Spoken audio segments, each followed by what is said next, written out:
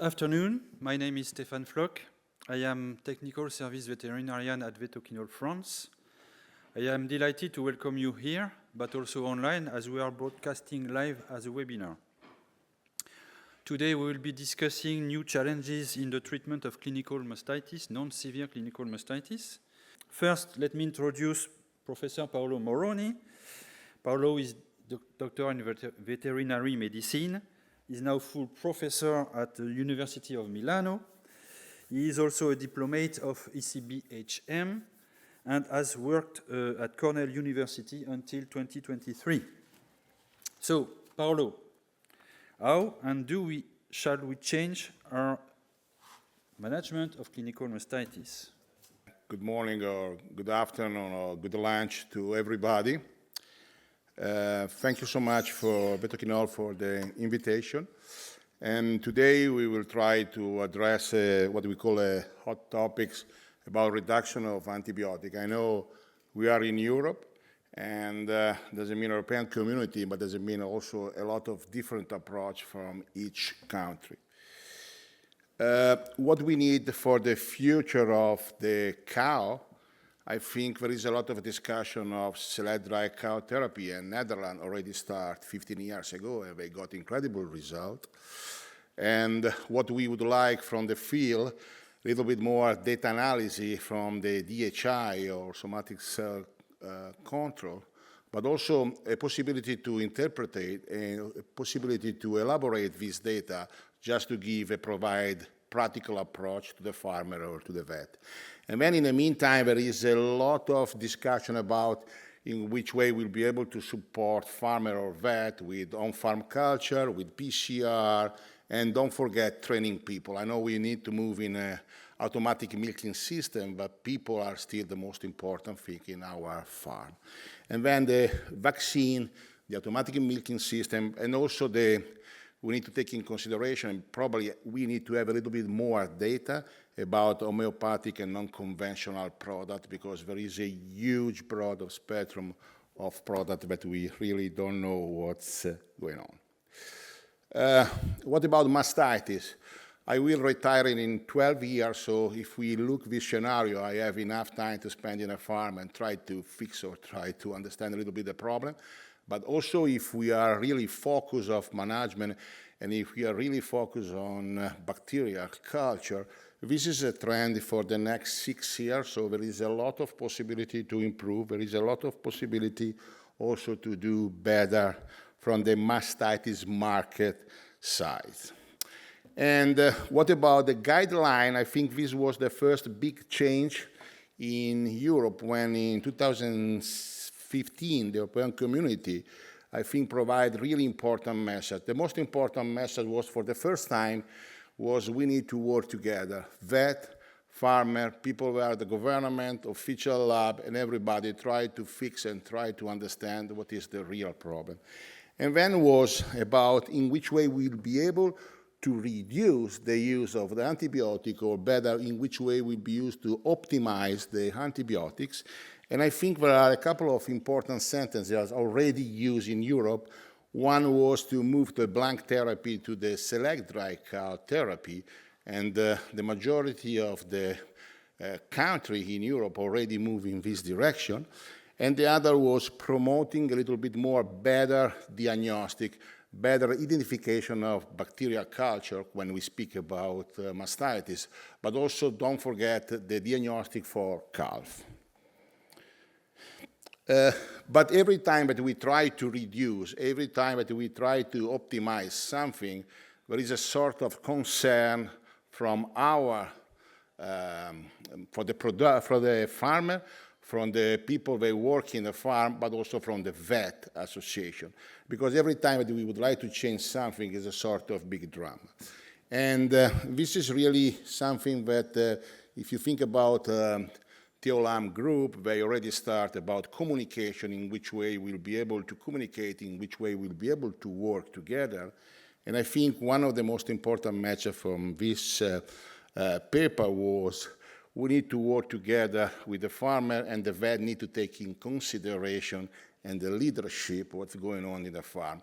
I think the time that we used to work only for reproduction or surgery is a little bit on the end, and I think the role of the vet is more in data analysis or elaborate data or result coming from the government lab or private lab, but private lab, they have experience in what we do, especially now that we speak about mastitis, and interpret the data and suggest practical support to the farmer.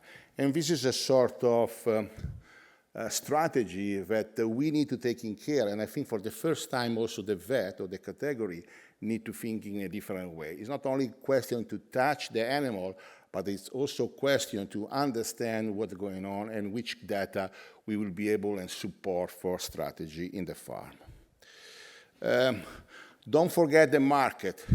A lot of input, a lot of regulation, a lot of law coming also between a mix from what the consumer want and also the legislator want and also the veterinarian and the farmer they would like.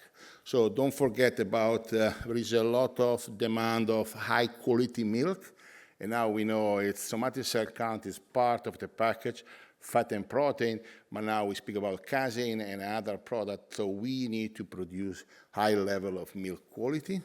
And then also veterinary care and diagnostic, it's really important, because if we would like to reduce the use of the antibiotic, we need to have a proof of what's going on, which kind of bacteria we can find in clinical mastitis, subclinical mastitis, but also in a bull tank. So diagnostic, it's really important. Then we can address, if we move to the standard diagnostic, MALDI-TOF, or a lot of discussion about the whole genome sequence. But I think, remember, don't forget that we work with the farmer, the 24-hour hours in the milking parlor, or the manager or the milker. So sometimes we need to keep low profile, a really important message, but really very easy to interpret it for the farmer point of view.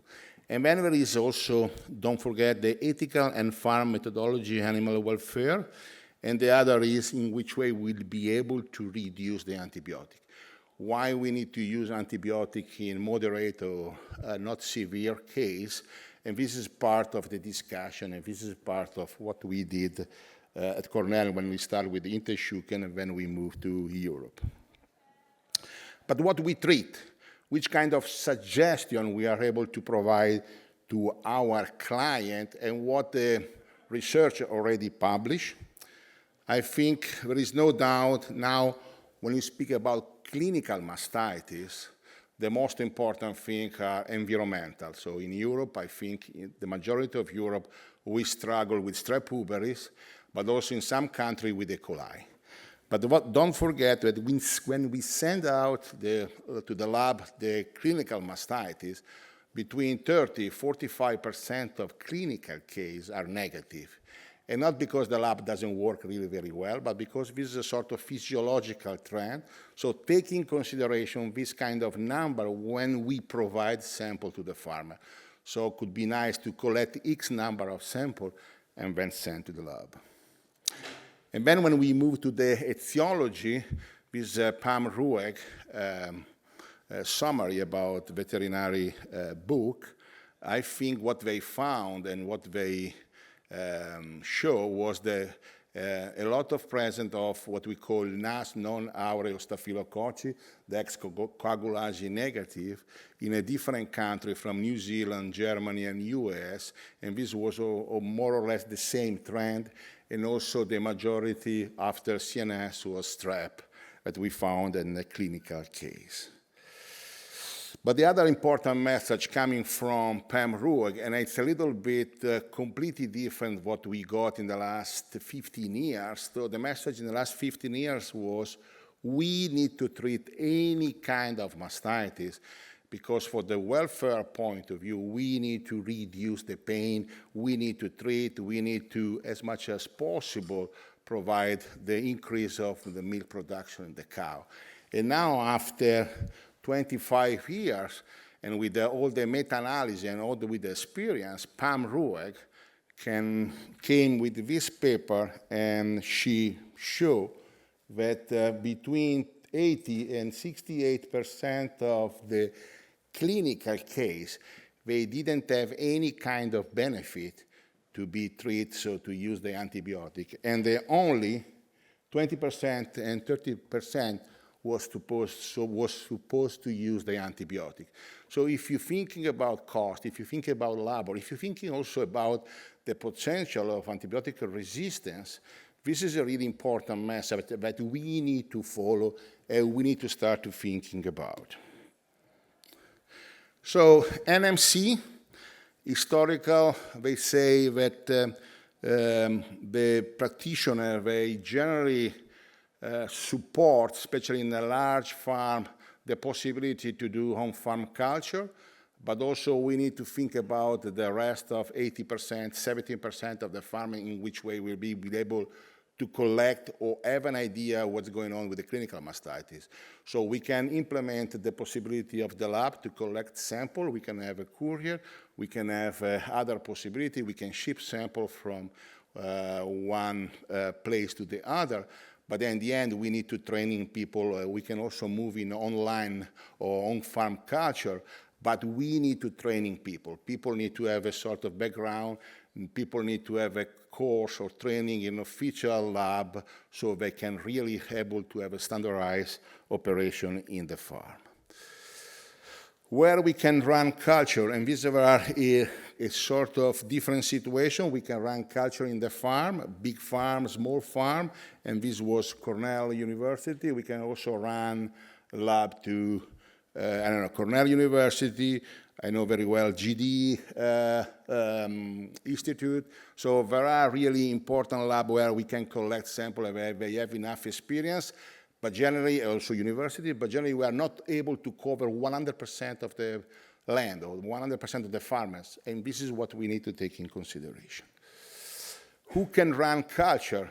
Sure, technicians with 25 years experience are the best. Now we move 10 years, 15 years ago in a multi-direction, we can select one colony and then we can identify everything, but also we can keep what we call low profile. We can training farmer and we can do a sort of magic tool that we can incubate for 24-hour plate and give a result. It's not probably the best solution, but it's a compromise and it's something that maybe we need to take in consideration for the future. What we can find on the market is just what I got from official paper. So there is an incredible list of commercial, a couple of old, but there is everything on the market, and I think we need to think about the sensitivity, specificity, and also the labor input and the cost, and also if we think about master test, the possibility to provide also MIC after the identification of the bacteria. So there is tool, there is a possibility, and it's more up to us in which way we want to run and which kind of test is the best for this farmer or the other farmer. This is Volker Kronken, friend of my treatment decision. So and this is more or less what we start, what Intersuchen started at Cornell and what we define with a lot of data about we need to treat strep or CNS, we don't need to treat moderate or not severe E. coli or gram-negative mastitis. So you can see everything is on the base of the rapid test result. And generally what the feedback that we have from the farm is we would like as much as possible or as soon as possible result 4 hours, 6 hours, 10 hours. So depend what are the priority. Generally, I don't know, in US, they treat once a day. In Europe is a little bit different. So also the time around for the result, it's really important. On the best base of mastitis treat, I think these are the most important, or what I think is the most important paper, or what they sign something in the diagnostic and in the routine, but the most important thing is the antibiotic reduction. And Alfonso Lago was able to show that they have a reduction of around 50%, and the other 65, 38, 74. So it's a lot of amount of antibiotic that on the base of the decision tree, we don't need to use.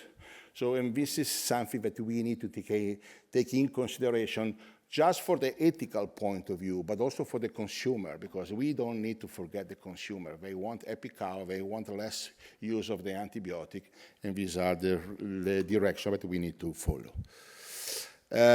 Paper coming from Cornell University, Daryl Knight and our group, and Amy Vasquez, they came with this, and after a lot of discussion, we came with this kind of question.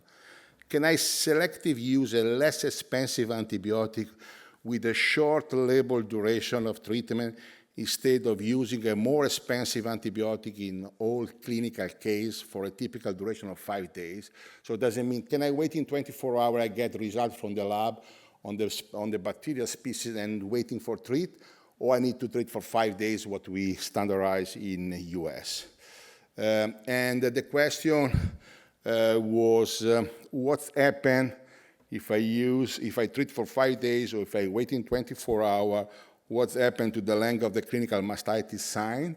And between the two groups was no difference. And the other question was, what about somatic cell count? There is a big change between linear score if we were waiting 1 day or if we treat for 5 days. There also was no significant difference between the two groups. And also the most important thing for the farmer, what about milk production? If I will be able to waiting, there is a big difference between one group and the control group, no difference. And also the risk of culling rate or sold or died animal, also no different, big difference. So in the end, the message, the question was no, we can waiting, we can have, we really need to have a bacteriology. We need to have an idea, and then on the basis of the idea, we will be able to treat or not treat the animal on the basis of the culture result. But the most important thing is US is money, but the most important thing is with this kind of approach, the big dairy farm was more than 1,000 lactating cow, was able to reduce 67% of the antibiotic, and then more than $30,000 of profit. But I think the most important message of this slide, with this kind of approach, with the possibility to get results in 24 hours, we were able to reduce 67% of the use of the antibiotic. Same experience, small experience, different size. In Italy, the colleague Mima Rigoni from Government Lab in Piacenza, they use severe, moderate, and acute mastitis, three definition. Sometimes it's not easy to identify this kind of identification in the farm, but what they did, and they culture all clinical mastitis, negative sample or as usually the main sample, and then they found strep, uberis, and also NAS from coagulase negative. But the most important thing is they decided to treat only coagulase negative or NAS and strep, and these are the results. The numbers are low if you compare with the other study, but it's just an indication. It's just was an internal project just to support in Parmigiano-Reggiano area the reduction of antibiotic, and you see in different farms the reduction coming from maximum 71% and the lowest was 44. And when we speak about increase of cash flow, we have an increase between 3,000 and 14,000, and then for cow, lactating cow, was between 20 euros and 100 euros. I would like to spend a couple of sentences about money are important, but in this direction, I think it's more important to show the number of the percentage of reduction of antibiotic, because I think it's really important message for everybody in One Health definition or in One Health program. And coming to the conclusion, I think there are a couple of important messages in this really short presentation, but we need to change the treatment beware, and we will take longer. It's not so easy because for 20 years we suggest blank therapy, and now we need to move in a different direction, and what we said is completely different than what we said in the last 20 years. Farmer will not allow to fully adhere to treatment concept, but this is something that we need to work. The veterinarian need to work with the farmer. We need to grow together. We need to thinking what is the best for our son, for new generation, and for the market. And then I think this is a part of continuing education, is part of my job, or part of people who try to do research or work in university, but also in a government lab. Continuing education is really important. And training of the farmer or training of the people, they can run on-farm culture, but they need to have a specific guideline. They need to have a specific people that have experience to provide information as a sort of follow-up or ring test. And then reduction of antibiotic usage, I don't think is anymore is a mandatory. I think is ethical. I think it could be part of our job day to day. And we will see, we have already a lot of data from the Netherlands country, and I think, I speak about Italy, we were able to reduce 30%, and now we need to continue to decrease year by year, step by step, but these are the direction. As everything is in a diagnostic, everything is in the veterinary, every treatment, every suggestion, we need to have a monitoring of what's going on in the farm and what we suggest, and a close cooperation between farmer, vet, group of vet, but also breeding association, university, and government lab, I think could be a sort of win-win situation for the milk quality and for the best product that we can put on the market. Thank you so much. Thank you, Paolo. Great talk. Now we will have Francisco Malcata, who is also DVM and diplomate of ECBHM. He's currently medical manager for other health at Vetoquinol. So, Francisco, how can we go smarter in mastitis management?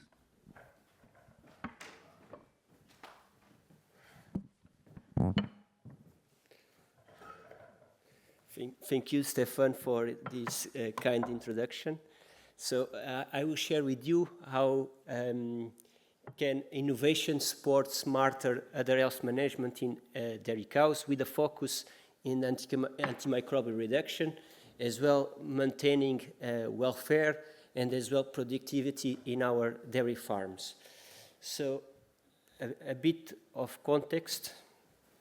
There is today societal pressure from regulation bodies to reduce antimicrobial usage with an increased concern from public health because antimicrobial usage is associated, or there are links with the development of resistant bacteria, multi-resistant to antibiotics. And as we all know, mastitis uses a lot, or the treatment and management of mastitis uses a lot of antibiotics, around 70%. And in the past, we were using it as a blanket treatment, and now we are shifting to different approach, like selective treatment during lactation for clinical mastitis cases, but as well at the moment of dry off. And regarding,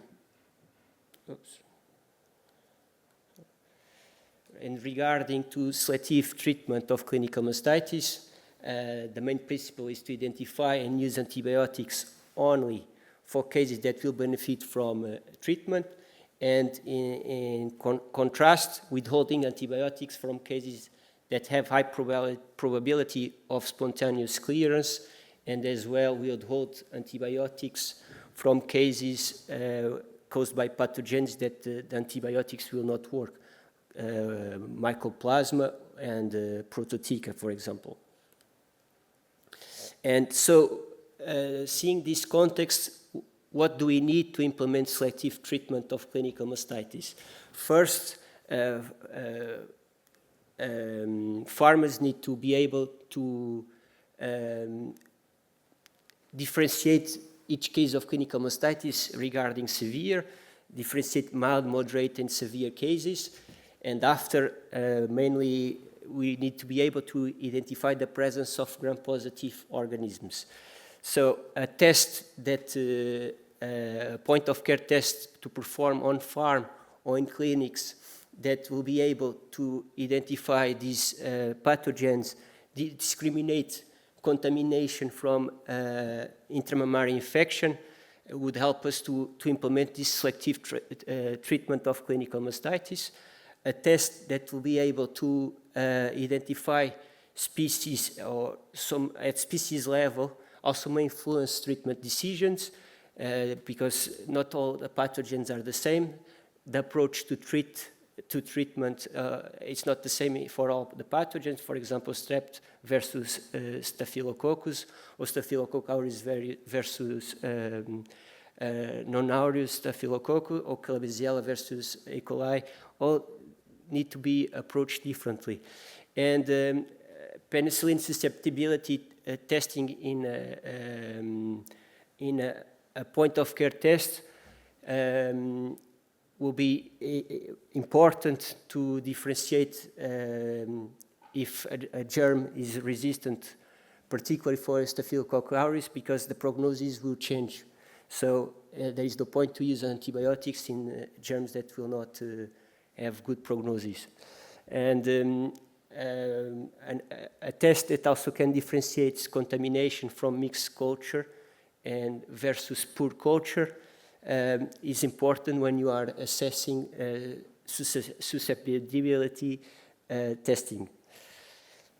So regarding all these needs, Vetoquinol with Masterplex, they develop an innovative tool called MasterTest that is easy to use, is automated data processing tool, has automated interpretation, so it doesn't require a lot of training, and the results can be available by mail to the farmer and to the vet. This test takes seconds to perform. As I said before, no training is needed, no language barrier. It's easy to perform. You just need to collect an aseptical mixed sample, put it in a cartridge, and incubate the cartridge in the machine, and just introduce the details about cow identification and wait for the results with a turnaround that normally are less than 24 hours, depending on the bacteria. And what other features this test can also give us? The results are available in a shared access, automated data capture, allow us to review cow history, as well review herd trends. These are very important in when we want to implement herd health management procedures adapted to the needs of the farm and to the farm. And this tool can differentiate, can identify when no culture is present, okay, absence of culture, identifies, discriminate gram-negative that are, as I said before, the treatment is different, or the treatment approach, E. coli versus Klebsiella, for example, all the streps and staph and Staphylococcus aureus, and as well we can identify when the sample is contaminated when we use this test. Because if we perform or if we give a treatment in a contaminated sample, in a cow that we have a contaminated sample, probably we are using an antibiotic that probably was not needed. So, in regarding susceptibility testing, antibiotic sensitivity in this tool is reported for a pure culture only, and 3 informations are provided: antibiotic ranking based on MIC values. MIC values are also given, and based on breakpoints, we can discriminate between susceptible to a treatment and resistant to a treatment pathogen. Okay, what other features this test can also give us? Regarding antibiotic usage, is also allows us to benchmark antibiotics, creating rankings, which antibiotic is most adapted, is suitable to a certain pathogen in different colors, as you can see. Red normally have low chance of cure, blue possible chance of cure, and green high chance of cure. And this is a way to adapt treatment and to the pathogen and increase the cure rates. As well, another strategy to reduce antimicrobial usage.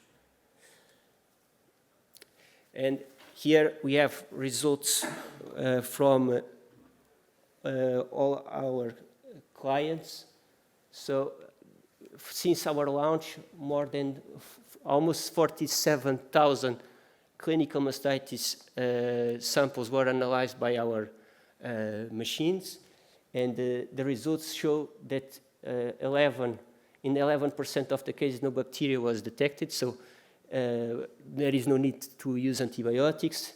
And if we say as well E. coli cases, so this showing that around almost 30% of the cases we don't need to use antibiotics, which is according to the needs of the regulatory bodies and according to what is expected for today in our farms to reduce antimicrobials and adapting it to the situations that are needed. The other graph I already explained, and this is another way to show how a treatment is, the probability to treat an animal according to a molecule is adapted or not. Okay, another feature that this tool also gives us is it's possible to benchmark your clients when you have, can I say, you have all your epidemiology of all your clients, and you can compare to a specific client, and you can see how this is different from the others, and after as well adapt management approaches tailored to a specific farm. Okay? And just to recap, how can we increase the likelihood of the right treatment decision being made on farm? We need to perform on-farm culture on every clinical mastitis case, whose bacterial result has a treatment decision. We can use the benchmark of MIC values to select the most suitable antibiotic. And with all this data that is collected and shared, we can assess and implement herd health programs adapted to the needs. But to conclude, it's very important as well, prevention, we cannot forget, it's the best way to reduce mastitis. But this tool, gathering all this data, allow us to implement preventive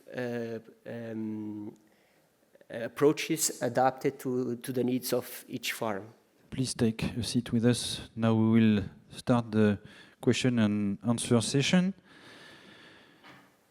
So the first question will be maybe for you, Paolo.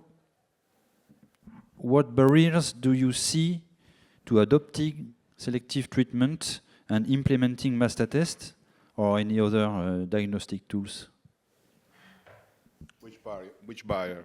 Like farmers' expectations, regulatory constraints, concern about I think so. One of the most important things when we decided to move to the select-dry cow therapy was what's going on with the new infection and clinical mastitis after. And it's true. If you think about reduction of antibiotic, but we will not change management, it could be a really big problem. So it's not only question, is it mandatory to reduce the antibiotic? I would like to put in a law, in a sentence, it's also mandatory to change mentality. Because we cannot continue to management the dry off with overcrowd, this is a physiological 20-30%, a lot of more cow, and then thinking about don't use the antibiotic and get the same result. So this is one of probably the most important message that we need to provide. About the use of the test, I would like to say it's really the direction that we need to follow, because why we need to use this kind of antibiotic, but the people, they need to have a training, because from all the system you get a lot of information, but then in the end is the vet that need to take a decision, treat or not treat, or is the vet that need to do a flow chart. I treat this kind of bacteria and I don't treat the other. And I speak about Italy, we need improve people that have skill of milk. because we used to get money from reproduction and surgery. Really few people move in a milk direction. And remember, in Italy, we don't sell antibiotics, so this is another big difference. And this is why probably the people, they never went in the detail about milk quality. Thank you, Paolo. Another question for Francisco, maybe. How does your relationship with the farmer influence the uptake of such treatment decisions? Yeah, I think in every step that we take, confidence is very important. So if you have a good relationship and he trusts what you are trying to transmit or teach them, are very important, especially when you are trying to change mindset or behaviors. People need to build confidence before trying a new approach. So I believe that relationship and the links that you establish with your clients are the basics and are the key for the success of target selective treatment. Yes, thank you. So one for Paolo. So waiting 24 hours for pathogen identification before treatment does not have an impact on the parameters you showed, but is there an impact on the next lactation mastitis prevalence? We didn't, or they didn't check this, but I don't think so, because generally when we speak about clinical mastitis, we speak about between 0 and 90, 0, 120 day milking. Like if we will be able to treat or have a diagnosis in this, then we have another 100 day. So I don't think there is a really big problem from the next lactation. But this is something that we have in pipeline because we collect this information. I don't know if we'll be able to publish, but we have probably in 6 months an answer also for this. Okay, thank you. Maybe another one for Paolo, sorry. What external pressures or incentives might impact the adoption of selective treatment? Yeah, I come from US, money is everything, correct? But we need to think about money are important, and this is why, for example, I speak about Parmigiano Reggiano. They get an incentive to reduce the antibiotic, they get money, and I think also the cheese plant, they need to put extra money for the reduction of antibiotic because it's more effort, it's more time, it's more management, it's more straw if you use straw, or more sand or sawdust if you use. So I think, I understand it's a mandatory, but mandatory doesn't mean extra labor for the farmer. They cannot complain now for the price of the milk, but in the future they start again to cry. But this is something that you need to take in consideration. When we ask something, especially in the milk quality and improved milk quality, I think is an opportunity, is a due or mandatory to give extra cent to the farmer. Yeah, thank you. I think it's your turn now. Yeah. But I'm not sure we have the answer, but let's start. How many samples with more than one species identified in the European study or European report, I would say? I'm not sure we have that.